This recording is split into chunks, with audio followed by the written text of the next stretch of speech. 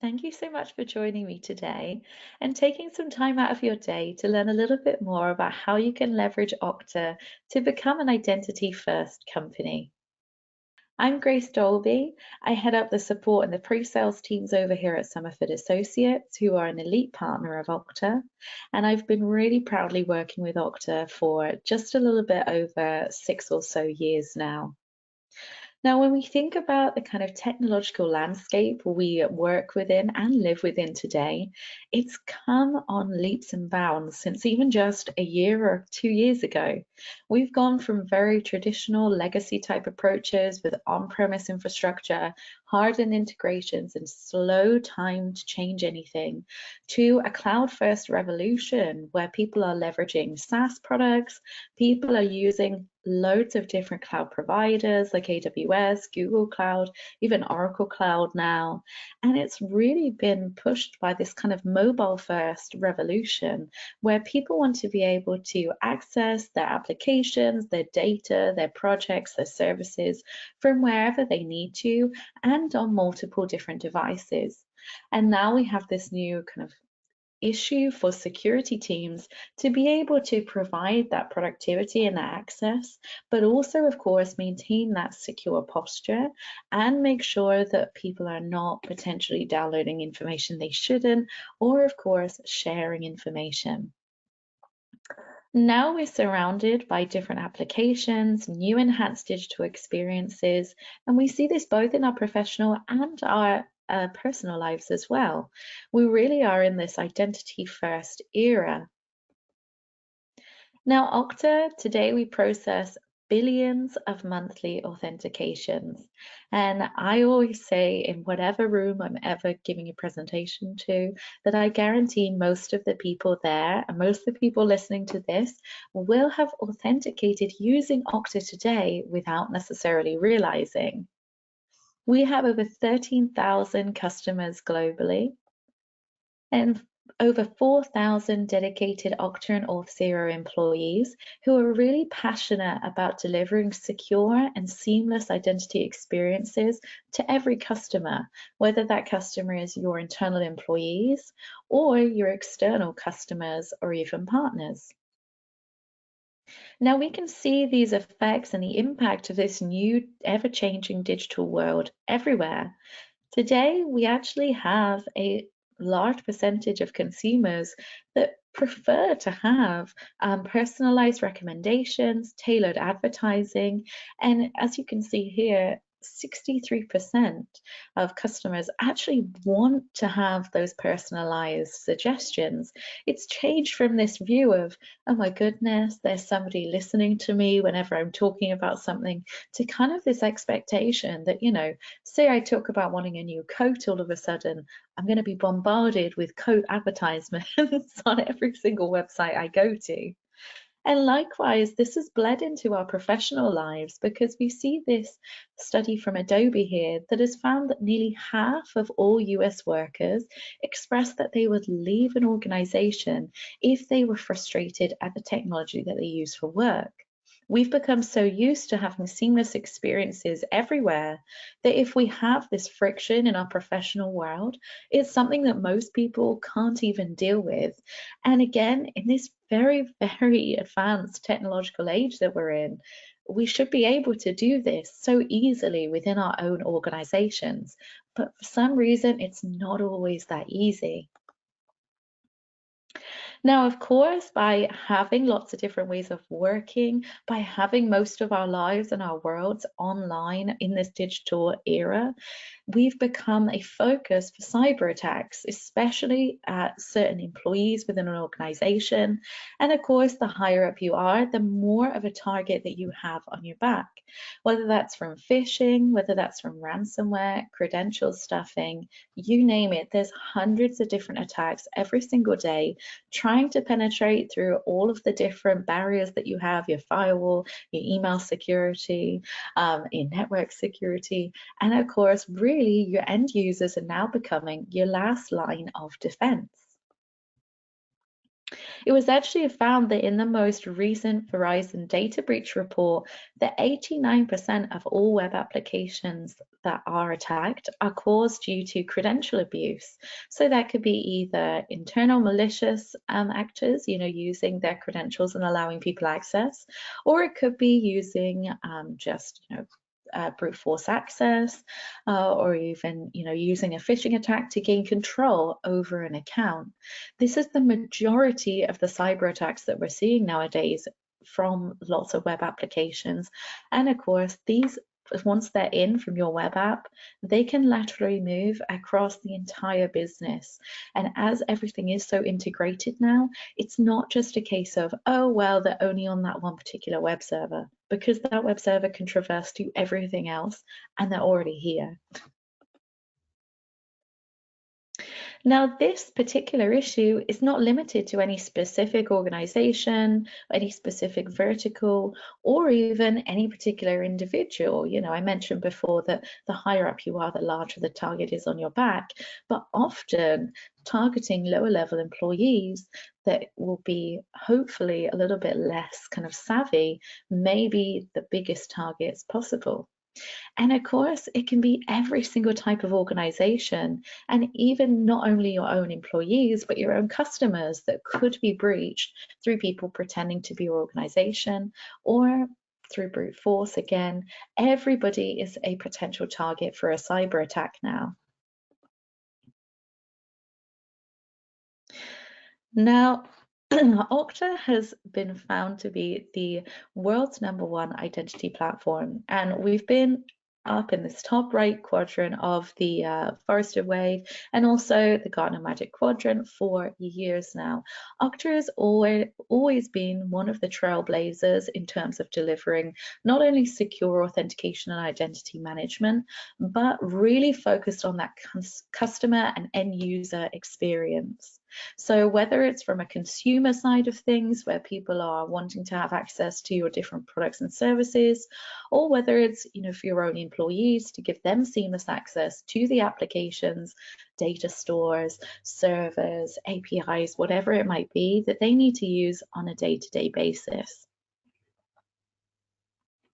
Now, we actually foresee, and build what's ahead based on what our customers and our consumers are looking to do and how they're using our solution. So we can greet all of our customers, present and future, whenever they arrive. Depending on where you are in your own journey, we're able to support legacy infrastructure if it's still there and it's not going to go anywhere for a while. And we can, of course, equate for those new cloud-based infrastructures, your SaaS services, your API-first strategies. We can cover all of those different bases. And I'll go through in a little bit more detail how we can do that in just a second. So before we skip to the future and this ideal view of what we'd like things to look like, well, let's have a look at the current state of identity today. Now, in the past decade, there has been lots of disruptive technologies. So there are lots of new cloud-first strategies. I was actually speaking with a public sector client the other day who was talking about API-first strategies.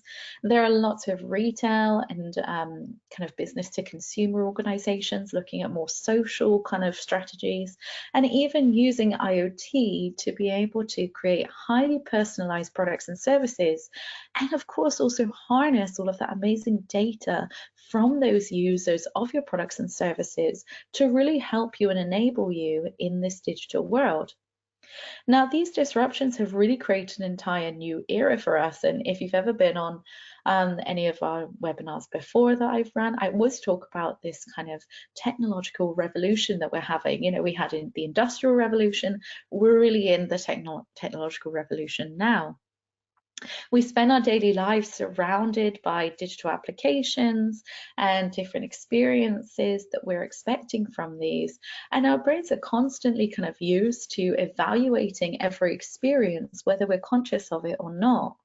Something that we all may kind of relate to is going to a certain store, or whether it's a physical store, an online store, to purchase something just because you enjoy the experience in that place the most. Now, you may have consciously realized that now, but you actually are doing that unconsciously with pretty much every single organization you have any interaction with from now on. A great example is, the rise of smart technology in our own homes. And there are certain brands that have really put themselves head and shoulders above the rest because they deliver that really good customer experience. They make it easy and simple for, even my dad has a little smart camera now on his front door so he can see who's coming and going. We're used to all these different IoT products, these different ways of working, being enrobed in our daily lives, and we're just so used to them. And often, I speak with so many different tech leaders in their own organizations who are really kind of either in one of two places. They're struggling with this kind of improvement of their different digital services now, or they're going ahead and they're already kind of improving them and they're focused on delivering a great experience. If you think about the first few hours of your own day, you can think about how many different applications that you personally interact with. If you imagine an entire organization at scale, that's 10 times what we do personally. And having one centralized place to put all of these identities, to maintain the security policies across all of those different infrastructures, across all of those different SaaS offerings, across all of those different servers, APIs, you name it, can be so difficult. And of course, when we are used to using them, we don't just expect things to be the norm and good. We expect things to be improving. We often want to see new features or new ways that we can use different products and services. And if we don't see that within a particular application or service, we often don't want to use it, or we'll find a way around using it. So we have this kind of merging of personal and professional identity, and our expectations of professional identity and business identity has come up so much because of the improvements to B2C organizations. Now, the transformations that have taken place in the new digital world have put really a lot of pressure on enterprises of all different levels, because of course we have this kind of requirement to have the agility to be able to do whatever it is that we want to do. Oh, sorry. Because we want to have the agility to do whatever it is that we want to do, but we also want to be able to use any device that we want and use that anywhere.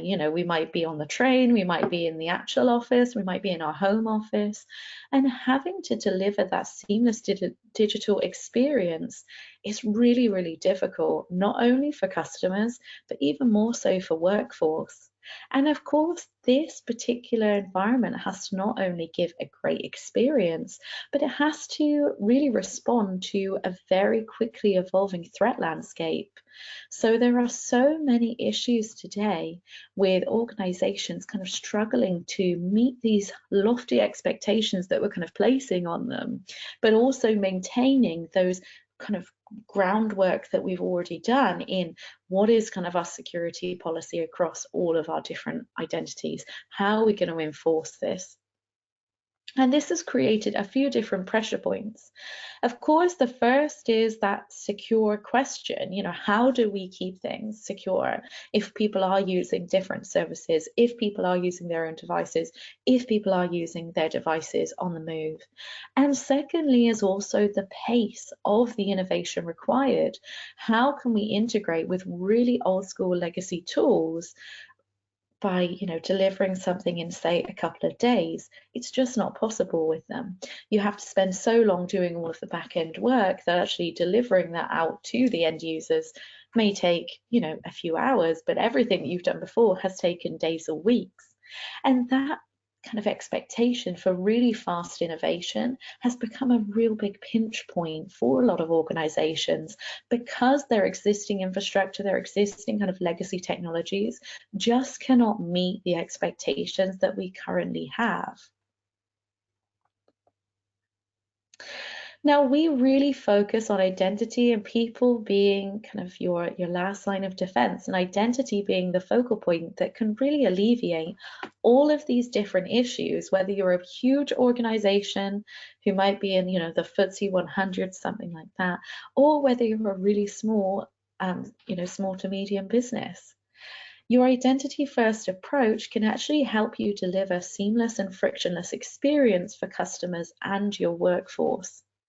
You can create identity as your foundation between all your different teams, and they can build the experiences where customers can arrive at a certain website and enjoy the experience, not be kind of disrupted or have friction by different sign-in pages, or maybe if you're an organization that has lots of different brands underneath that one banner, that they can use that same credential across all of your suite of products.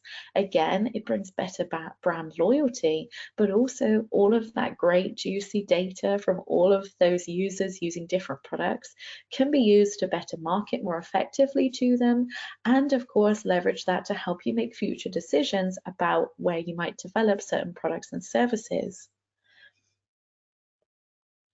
We can, of course, help build a unified approach, and this is something where I often focus on with different organizations, is unifying this identity experience. Because the issue that we have is that identity is done in different silos, and often then they don't join up.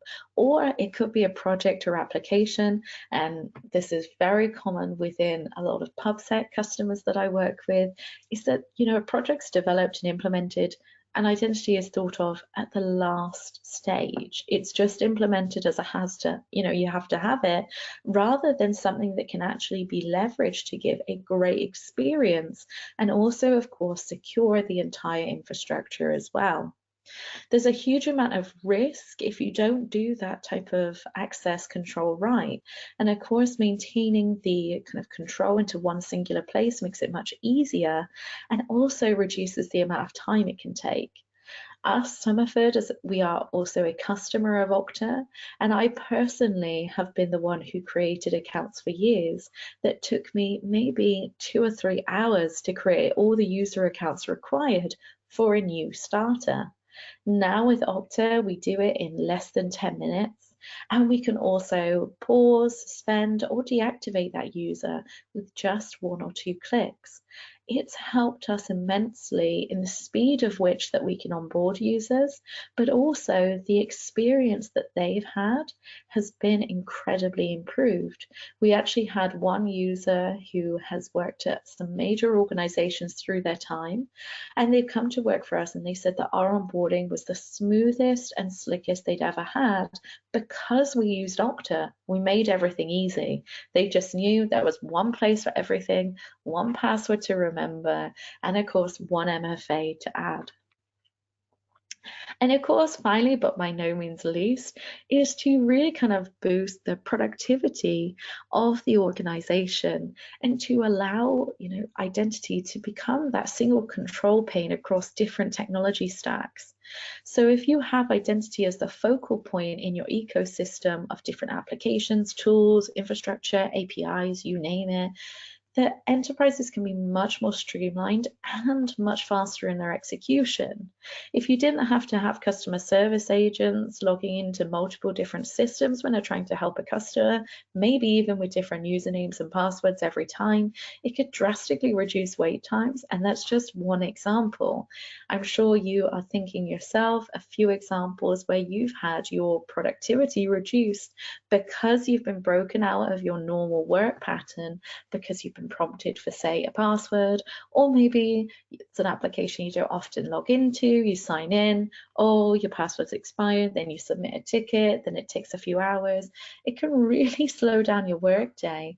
And of course, this is just a one user. If you imagine an organization of, say, 50,000 users, that's probably happening to 5 to 10% of users daily. The number of support tickets for just simple things like password resets, unlocking accounts is a huge burden on IT service support teams as well. Now, the pain points that we feel as employees of different organizations when we're using, different products, different applications within our organization every day is also felt by our leaders, by the C-level executives, by our managers, because they have the key drivers for them are pretty much the same things as what we're feeling. They want better security. They want to be able to execute much faster, and they want to give better user experiences with less friction, but they may rank in different places depending on what organization that you're in, but they're usually up on that top 10 list, and most of the time those are the same issues that we're feeling as employees or consumers of this different organization. Now, recently I was actually speaking to an organization that has just implemented Office 365, but they were saying that they had to use 3 different passwords just to be able to get in. Now, you might think that this is just, something that just happens and people just accept it. But what this has actually developed into is that the end users have found ways of being able to stay logged in longer than they should be by leaving tabs open. They also are finding ways of just keeping computers logged in all the time so they don't have to re-authenticate. And they're also, in some cases, just not logging into their email. So they're just uncontactable. And this is where we're talking about this friction in how different users and employees can actually access your different applications and services, can start creating those little back doors that they will use to try and get around those security issues.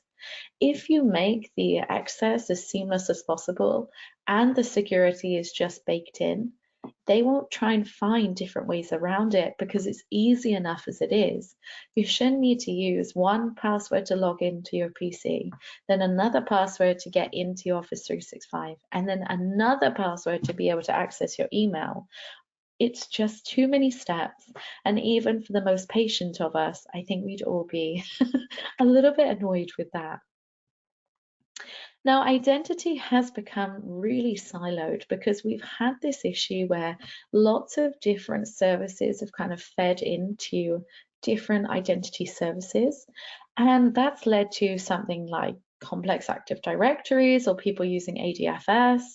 There's been huge issues with point identity solutions, so people will buy an identity solution just for one project, and then it doesn't work for anything else. You may also find that there are homegrown solutions. I speak to a lot of organizations that are still using Shibboleth and similar open source solutions that they can kind of make work for their homegrown fit. And it could also be that they've now baked this in and embedded this into a technology stack. So it becomes really difficult to actually kind of unpick it all and replace it with something else. So you have archaic identity solutions hanging around just because there isn't anything better.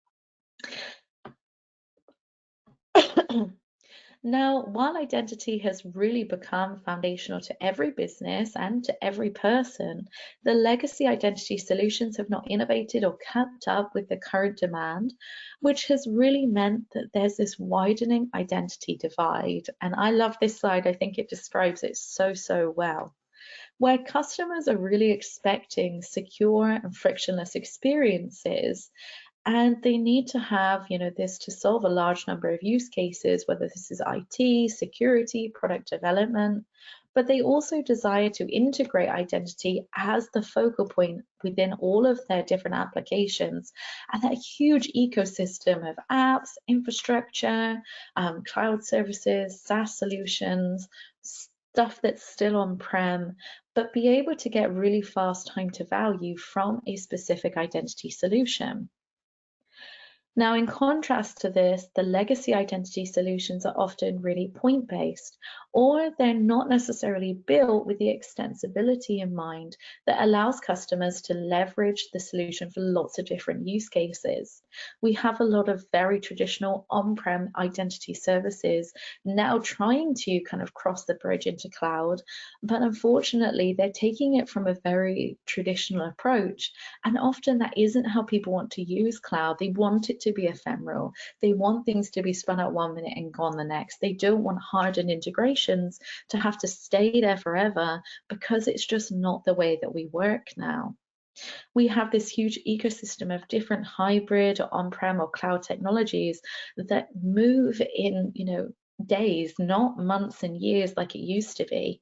And of course, the more old traditional kind of legacy infrastructure and services that we have, the more cumbersome they are to onboard and manage. Like I said, it took me personally 3 or so hours to make an individual user in all the different applications and services that we use.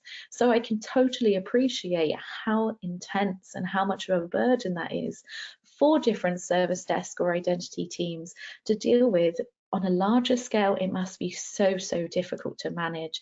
And of course, overall, it slows down the speed of the business. This is the major issue, is that kind of time to value, that agility, that speed is really kind of at the wayside here. Now, Okta's vision is really to accelerate the world where you can use any technology safely. We want our customers to be on journeys that really enable them to deliver secure and, most importantly, frictionless experiences across all the different types of users, whether that's internal employees, partners, or even their customers.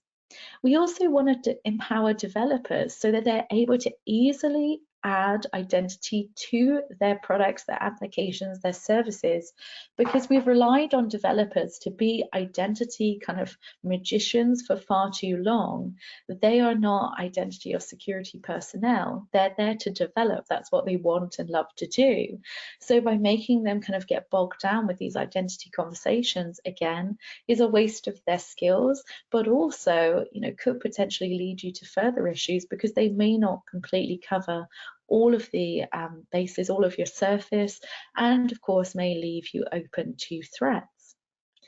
Now, we of course want to be able to maintain the security and allow security teams to build strong identity first postures within a single platform, so they don't have to make any trade-off between security and usability.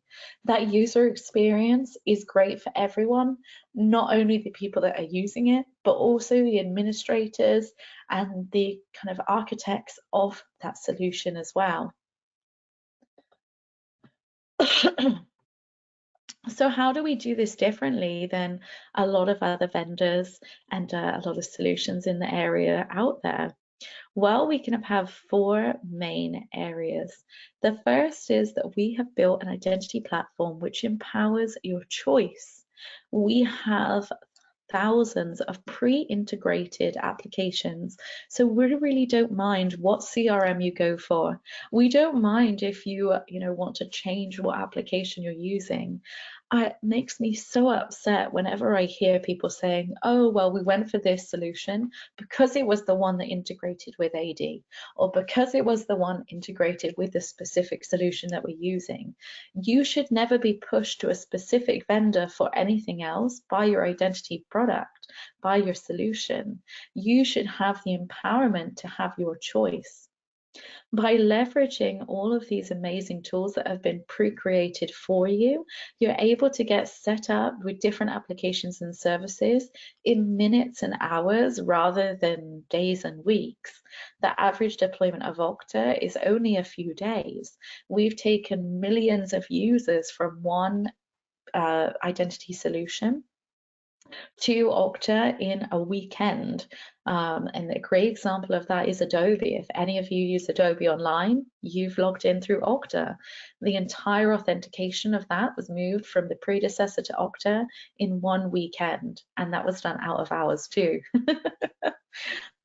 We also want to be able to be completely neutral. So again, you can choose the best of breed solutions. As I said, you can be able to extend your platform by using the tools that you choose. And of course, we want you to be able to kind of be empowered to build any solution with ease to develop into any kind of area that you want within our unified platform. So the main thing here is just empowerment and choice. We are completely neutral and agnostic to whatever you want to go ahead and use as your everyday application. We will integrate into pretty much any and every application now in different ways, and it allows us to be entirely flexible to preserve your choice.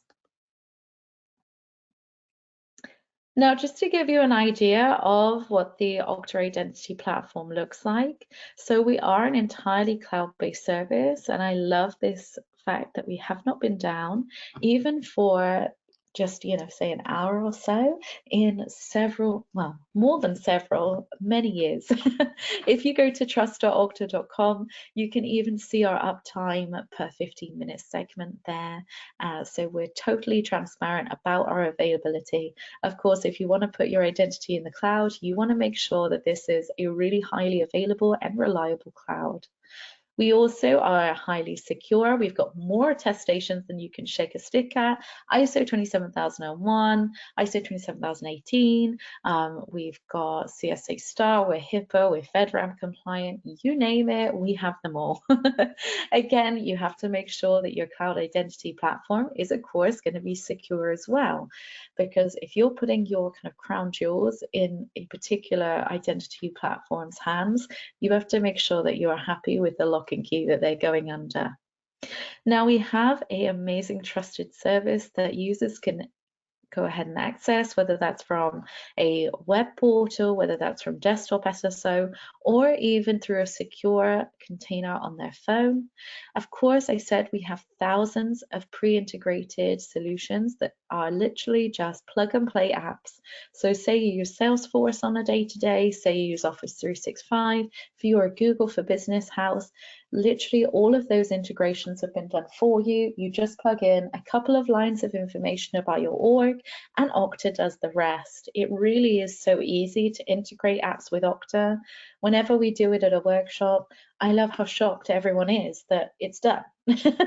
There's no kind of funny business going on in the background. It really is just done. Of course, even though we are a SaaS offering, we offer full extensibility with open APIs, SDKs, and amazing tools for customization. And this is where I say, so many of you today may have signed into a product or service using Okta without realizing. And this is because the way that Okta can be branded is so flexible and so easy to integrate within your organization. We've got people who integrate it with the intranet, people that just use desktop SSO, so the user signs in as normal and they don't even realize that they've signed into anything new. Or of course, we have a really nice way of branding up a nice kind of portal that users can log into and have everything shown there for them. Then of course, we have a single unified place for all your different types of users, whether those are internal users, your workforce, partners, externally managed identities, consumers or customers. And of course, all of this is done in a really easy to maintain unified platform.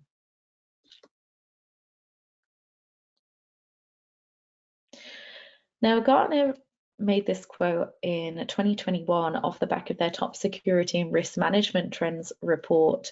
And I love the fact that, everyone is now really kind of identifying that identity is the first kind of security issue to cross now. If we have loads of different solutions, hardware, software solutions to prevent people getting in, we can feel like we have some sense of security, but it doesn't matter if a user writes their username and password down on a piece of paper. It doesn't matter if they're on, a train and the people around them can see what they're signing into in kind of very public manner. It doesn't matter if they put their applications on their phone and then they lose their phone on a night out. Somebody who isn't very trusted gets a hold of it. Identity first security has really reached critical mass because identity is the last thing to really get tightly secured in a lot of organizations. And it's not just industry analysts like Gartner and Forrester that are stating the importance of identity first security. Here are a few examples of the customers that we've been on a journey with, who are large and small, who have been adopting an identity first security. We also are focusing on, as I say, delivering frictionless experiences. You're going to be sick of the word frictionless by the end of this, but it's really, really important nowadays to deliver a great experience to end users because people are being more choosy about what they use and clearly where they work based on the technology that's available to them. So let me just jump into a really brief demo to show you a little bit more about what Okta looks like under the hood.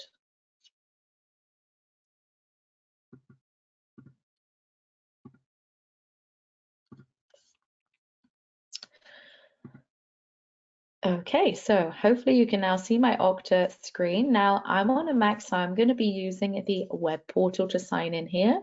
And this is, of course, our demo tenant. So you won't be seeing any of our dirty laundry here. Now, as you can see, I'm faced with a really nice, easy to use sign-on box. We've got forget password options at the bottom here where I can reset my password.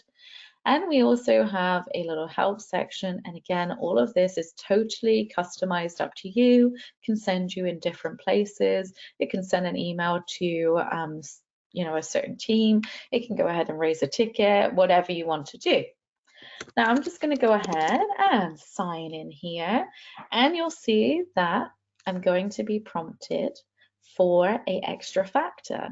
Now this is what I say about reducing friction, because this is not impacting me in any great way. I'm not having to go ahead and get a text message or anything like that.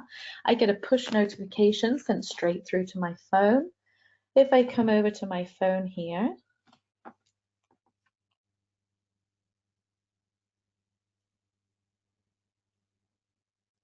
I'm just going to say it was me. It's actually then going to use Face ID on my phone. And if you do have biometrics, like a fingerprint scanner, it can work with that as well. Again, adding an extra layer of security that not only do I have something that I know with my username and password, I also have something that I have physically with my soft token through my phone. And also I have something that I physically am because it's my biometric fingerprint on my face before I'm getting that push notification kind of accepted. So a really, really nice way, again, of implementing security into the authentication process and workflow without creating a lot of friction for end users. And there's so much flexibility around this. I'll show you a little bit more of that a bit later on. But just to show you an example, I just have a few little applications here that are really most commonly used. So here I'm going to jump into, let's jump into Gmail, why not? Now you can see here, it's just going ahead. It's doing all the authentication flows in the background. And if my Wi-Fi wasn't so slow, there we go. I can go ahead, I'll just turn these off for a second. And now you can see I'm straight into my mailbox. There we go. Just likewise, I can go into Google Calendar or even Drive. And what's great about these types of integrations with such things as Drive is that, of course, not only can the access to Drive be done and set by Okta, but it can also be what areas of Drive that they have. So is there certain drives you don't want them access to? Is there certain ones you do want to allow them to? Or maybe even that you want to request for an extra step of authentication, like a multi-factor, when they're accessing it because, say, it's your critical accounts, or maybe it's some very important financial information. There's so many ways to implement that security, again, without creating a super friction experience. Now, Salesforce is one of the most widely used apps with Okta, and we integrate with it very, very easily. As you can see here, we're just jumping straight in. And now I'm straight into Salesforce, as you can see. Now, there are lots of different ways that we can integrate with applications. If you are wondering how to integrate with a certain application or what's already out there, take a look at the Okta Integration Network. You can have a look on our website and you'll actually be able to put in whatever the name is of the application that you want to see in there, and then it will tell you what level of integration that we have, and also how easy it is to integrate, what features it offers, and if it's not something that we currently do, whether or not we would be able to, of course, support you in that as well. But making custom applications is so easy in Okta. It's definitely something that is very easy and simple to do. Now here you can see we've got a option for support. I can also request an app if I want to. Again, putting a little bit more functionality in the end user's hands. If I come up to my name here and go into settings, I can see information about my personal information. I can go ahead and set up extra security methods. So say recently I got married, so I changed my name from Mar to Dolby. So I could just come in here, edit myself and change my name, or of course if my email had changed as well, or my department or mobile phone number. Again, allowing those end users to do little things like that will of course reduce the workload on your service desk, but also gives them much more flexibility about how they use that tool, and also stops them trying to find different ways to do things. Now, if I jump into the admin side of things, I'm going to be prompted again for another push because we are going to an admin deployment. And again, I'm just going to say, yes, it's me. Again, it's going to use my Face ID to verify that my face is mine. And now I'm going to be into the admin console. Now, from here, you can see kind of the major high-level figures. So whatever's happened about the users, the groups that you have, and the applications that you have as well. You can see how different apps are authenticating down here, and you can also have information about security insights that have been found, and also any rates that have been hit. Now, if I jump into the Universal Directory and I show you my user here, you can see we've got a few different types of users. Some of them are active, some of them are deactivated. I'm going to jump into my user here. And you can see all of the applications that I have assigned to me, how they're assigned to me. So whether it's a group, and here it's given me Salesforce because I'm in marketing. And if I'm going to assign applications, I can go ahead and assign them individually here. And again, that will then show as individual. I can see what groups I'm in. And again, I can add myself to groups. And under profile here, you can see any attributes that have been synced. If you're more traditionally kind of architected with Active Directory currently, you don't have to just go ahead and get rid of all of that hard work that you've done in AD. You can just suck up that information into Okta, and all of those amazing attributes will be part of your user profile here. The attributes are really, really flexible. We even have an ice cream company that has the favorite flavor of employees' ice cream under their user attributes. So they can send different employees a little kind of welcome or thank you basket for different things with their favorite flavor of ice cream. So totally up to you and flexible in the attributes. Under the devices column, you can see any devices that have been enrolled in Okta Verify. Here you can see my phone, and you can see what platform it's on and whether or not it's active. If they're an admin, you can also see any administrative roles that they have, and if they're applied individually or again through group membership. Of course, coming from a data background, I'm always fanatical about the logs that you can get. So here you can see different authentications that I've done over the day and what they were signing into, whether they were signing into a certain application, whether they were just signing into the platform in general. And of course, a great one is, sometimes I'll get it, oh, it's not letting me sign in. I can very quickly come in here. 9 times out of 10, it's going to say, failed credentials, invalid credentials. They've either misspelled the name, maybe they forgot their password after a little bit of a long holiday. There are so many different reasons for it, and it happens very often. Now, just jumping into the security standpoint as well, of course, having your different security policies implemented across the board, depending on, no matter what they're accessing, on-prem applications or infrastructure, cloud, APIs, SaaS products, you name it. Here we can see we've got different notification emails that you can have. You can go ahead and integrate capture here if you want to have them done as well. Here we've got specific security settings around whether or not we'll allow users to be remembered, whether we can give them the option for keep me signed in. And of course, for Threat Insight as well, which is an amazing tool that Okta has embedded into it that basically allows you to specify, if there's certain malicious IP addresses or IPs that appear often in your logs, they can go ahead and be blocked there if they're malicious. Now here we can see all the different authentication policies that we have. And if we just jump into the default policy, we can see that we have six different applications that are part of this policy. And the rules for this policy are that they will be allowed in with a password and another factor. The other factor types that we support are Google Authenticator, Okta Verify, or a phone, so a text message or a phone call here. Now again, giving this flexibility to your users allows them to integrate in the way that they want. So if they're an employee, they might want to use Google Authenticator, but if they're a contractor just there for say a couple of days or a week, they might just be happy with a text message through, and that way they don't need to install anything, and then remember to kind of remove it afterwards. Now, just jumping very quickly into the applications, just to show you the thousands of different applications that we have. So if I jump into the application catalog, here you can see all of the pre-integrated apps that we have.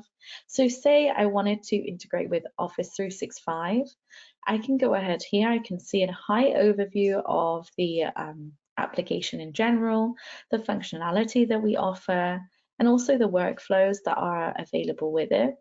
We also have some amazing templates, which allows you to automate different user creation and management from different areas. And this is great for if you're doing HR as a master or wanting to kind of change where is the master in your organization. An organization that I've been working with for quite a long time, is very close to my heart, are amazing at HR as a master, and they've completely changed the way that they onboard users. Now, IT doesn't get involved with user creation at all, and everything is led from HR. So HR updates Workday with the start date, what team they're going to be in with that user's information, and then Okta goes ahead and takes that information, makes them user accounts, sends that information to their boss, make sure that everything's there for day one onboarding, and uses the alternative contact email that they've got for them to send their information, such as, here's your time and date for your onboarding, please bring with you XYZ. It's actually resolved so many different identity challenges that they had with a lot of different people moving, leaving, and of course starting as well.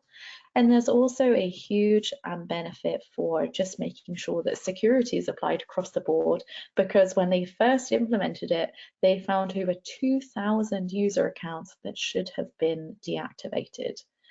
And that's an organization that I would say is very good at their security. So if you're an organization who maybe puts that to the bottom of the to-do list, I would be surprised with the number that you have in your should be deactivated list. So here, if I jump into add integration, we can see the information that's required from us to set this up. No code, nothing labor intensive, super, super easy. So here we just put in the name of our tenant. We go ahead and let Okta know what we have access to.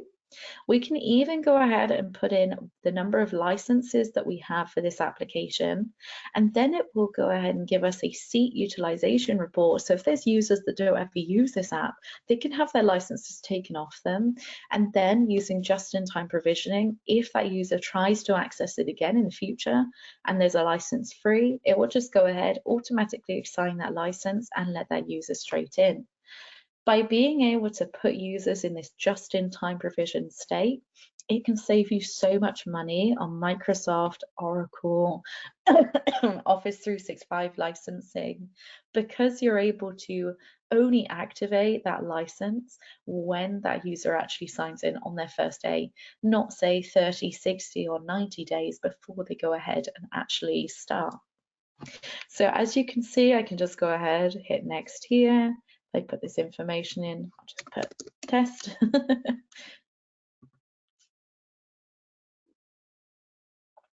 And then we get shown the different sign-on methods that we have available, and of course the credential format. Now, if I had this set, I could just hit done, and then if I was a valid tenant, straight away, I would be able to see all the users that are in Office 365. I would be able to provide users access into Office 365. And of course, you can even prevent people from being able to access those apps, even if they try and log in outside of the kind of workplace org. So a great, well, I shouldn't say great, a awful sidestep that a lot of people have found is for things like Office 365, Google for Business, that have public-facing authentication sign-on pages. If you try and authenticate through there with your business username and email, with your email address and password, then if you don't have a application such as Okta, or if you have that setting turned off in Microsoft, then if you don't, then users are able to sign in without being prompted for any extra factors or being security checked by your systems, because they kind of bypass the normal expected way for users to be able to sign in. And because it's still a valid tenant, it will go ahead and authenticate them. Whereas with Okta, you can have it where if they try and put their work email in, they'll go ahead and now be pushed to Okta to finish their authentication. So again, no extra friction, kind of still super seamless for that end user, but still allowing them to have that secure access to anything they want anywhere. Now, I know that has been a little bit of a baptism of fire into Okta, but I really wanted to highlight all of the amazing improvements that Okta have made in the past year or so, and also this real focus on customer and workforce experience, and of course, that maintaining your secure state and making sure that you can kind of move at the pace that you want to in the future. If you would like to have a personalized or tailored demo of Okta, arrange a proof of concept, or you just have a question, please do get in contact with the information on screen now. And if you don't, you just want to come along and see the proof in the pudding, we also have some amazing workshops and webinars that you're able to join. And hopefully I'll see you at one of those very soon. Thank you so much for joining me today. I hope you have a wonderful rest of your day. Thank you and take care.